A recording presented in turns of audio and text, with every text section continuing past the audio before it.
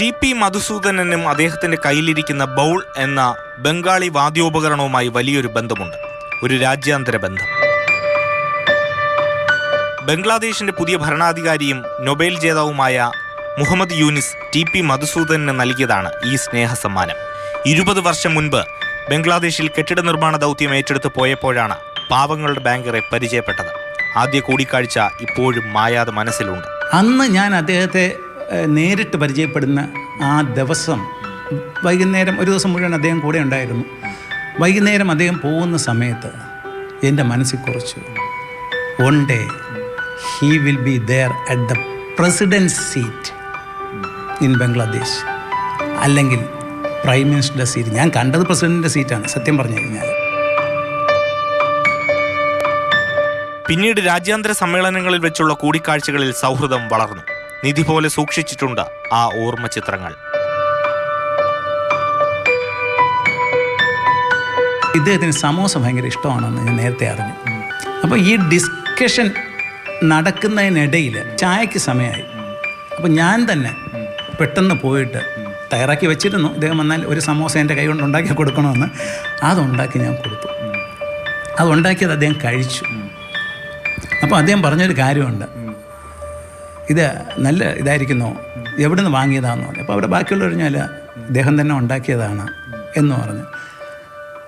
അപ്പം പറഞ്ഞു, ഓ അപ്പോൾ ഒരു എൻജിനീയർ അടുക്കളപ്പണി അറിഞ്ഞിരിക്കണോ അല്ലേ? അപ്പോൾ ഞാൻ പറഞ്ഞു, കുക്കിങ്ങും കൺസ്ട്രക്ഷനും നമ്മൾ വളരെ അല്ലേ, കൺസ്ട്രക്ഷനിലെല്ലാം പ്രപ്പോർഷൻസും ക്വാളിറ്റിയും എല്ലാം വളരെ ഇമ്പോർട്ടൻ്റ് ആണ്. കുക്കിങ്ങിലും അങ്ങനെയാണ്. അദ്ദേഹം അത് കേട്ട് എന്നെ അന്ന് ഹഗ് ചെയ്തു. ഭരണാധികാരിയായി ചുമതലയേറ്റ ശേഷം അഭിനന്ദന സന്ദേശം അയച്ചു. നേരിട്ട് കാണാൻ ഉടൻ തന്നെ പറക്കാനാണ് തീരുമാനം. മാതൃഭൂമി ന്യൂസ്, തിരുവനന്തപുരം. സ്റ്റെഫിൻ തത്സമയം ചേർന്നു. Stephin, good morning. സ്റ്റെഫിൻ, ഇങ്ങനെ ഒരു സൗഹൃദം നമുക്ക് പ്രതീക്ഷിക്കാൻ കഴിയുന്നതിലപ്പുറമാണ്. ഞാൻ പ്രേക്ഷകരോട് പറയായിരുന്നു, എന്താണ് ഈ ഇൻഡോ ബംഗ്ലാദേശ് ബന്ധം എന്ന് നമുക്ക് അറിയില്ലല്ലോ എന്ന്. അപ്പോൾ ഈ ബന്ധം കുറേ വർഷങ്ങളായിട്ടുള്ളതാണല്ലോ. ഈ സാഹചര്യത്തിൽ പക്ഷേ ഈ പറഞ്ഞതുപോലെ ഒന്ന് പോയി കാണാൻ കഴിയുമോ? ആഭ്യന്തര പ്രശ്നങ്ങളും കലാപങ്ങളും ഒക്കെ നടക്കുന്ന ഒരു സമയമാണ്. എപ്പോഴത്തേക്കായിരിക്കും അദ്ദേഹം ഒന്ന് പോയി കാണുക എന്ന് നമുക്ക് പ്രതീക്ഷിക്കാം? മോത്തി, ഇന്നലെ അത് സംസാരിച്ചപ്പോൾ അദ്ദേഹവും പറയുന്ന ഏറ്റവും പ്രധാനപ്പെട്ട കാര്യമാണ്. കാരണം ഈ മുൻപ് ഇദ്ദേഹത്തെ കണ്ടിരുന്നത് പോലെയോ അല്ലെങ്കിൽ അദ്ദേഹവുമായി സംസാരിച്ചിരുന്ന പോലെയൊന്നും ഏതായാലും ഇപ്പോൾ അല്ലെങ്കിൽ ഇനി തുടർന്ന് ഒന്നും തന്നെ പെട്ടെന്ന് കഴിയില്ല. കാരണം ബംഗ്ലാദേശിൽ ഒരു ആഭ്യന്തര കലാപം നടന്നു, അതിൻ്റേതായിട്ടുള്ള പ്രശ്നങ്ങളുണ്ട്. അത്തരത്തിലുള്ള ആഭ്യന്തരമായ പ്രശ്നങ്ങളൊക്കെ നിലനിൽക്കുന്നത് കൊണ്ട് തന്നെ മുൻപ് പോയ അതേ ഒരു ലാഘവത്തോടു കൂടിയൊന്നും തന്നെ അദ്ദേഹത്തെ ഇനി പോയി കാണാനൊന്നും തന്നെ കഴിയില്ല. അതോടൊപ്പം അഭിനന്ദന സന്ദേശമൊക്കെ തന്നെ അയച്ചിട്ടുണ്ട്. അതിനൊരു മറുപടി ഇതുവരെ ലഭിച്ചിട്ടില്ല. ഒരു 3-4 ദിവസമായി അദ്ദേഹം ചുമതലയേറ്റ ദിവസമാണ് ഈ സന്ദേശം അയക്കുന്നത്. അതിന് ഒരു മറുപടി ലഭിക്കേണ്ടതുണ്ട്. എന്നിട്ട് മാത്രമേ അക്കാര്യങ്ങളിലൊക്കെ ഒരു തീരുമാനമാകുകയുള്ളൂ. ഏതായാലും ഈ ചന്ദ്രൻ ചെന്നാലും മലയാളി ഉണ്ടാകുമെന്ന് തമാശയ്ക്ക് പറയുന്നത് പോലെ ഈ എന്ത് ലോകത്ത് സംഭവിച്ചാലും മലയാളിക്ക് അതിലൊരു കഥ പറയാൻ ഉണ്ടാകും എന്നുള്ളതാണ്. ഇപ്പൊ ഇദ്ദേഹം ചുമതലയേറ്റ ശേഷം പലരും ഇങ്ങനെ ഫേസ്ബുക്കിലൊക്കെ ഈ മുഹമ്മദ് യൂനിസുമായി ബന്ധപ്പെട്ടുള്ള അനുഭവങ്ങളൊക്കെ എഴുതുന്നുണ്ട്. അപ്പോൾ അതുപോലെ തന്നെയാണ് ടി.പി. മധുസൂദനും ഒരു ഏറെക്കാലത്തെ 2004 മുതലുള്ള ഒരു ബന്ധം അദ്ദേഹവുമായി ബന്ധപ്പെട്ട് ഉണ്ട്.